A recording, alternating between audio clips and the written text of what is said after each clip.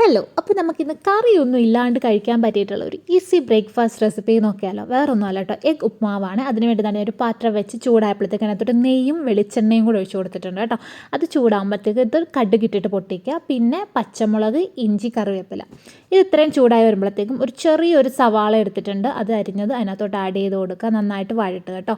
അതൊന്ന് വഴണ്ട് വരുമ്പോഴത്തേക്കും അതിനകത്തോട്ട് ക്യാരറ്റ് ആഡ് ചെയ്യുക. ഇപ്പോൾ നിങ്ങൾക്ക് വേണമെങ്കിൽ ബീൻസോ വേറെ ഏതെങ്കിലും വെജിറ്റബിൾസ് ഒക്കെ വേണമെങ്കിൽ ആഡ് ചെയ്യുക. ഞാനിപ്പം ഇത് മാത്രമേ ഇട്ട് കൊടുത്തിട്ടുള്ളൂ കേട്ടോ. എന്നിട്ട് നന്നായിട്ട് വഴട്ടുക. അത് കഴിഞ്ഞിട്ട് ഒരു ഇച്ചിരി തേങ്ങയും കൂടി ഇട്ട് കൊടുക്കുക കേട്ടോ. തേങ്ങയൊക്കെ ഇടുമ്പോൾ ടേസ്റ്റ് കൂടും.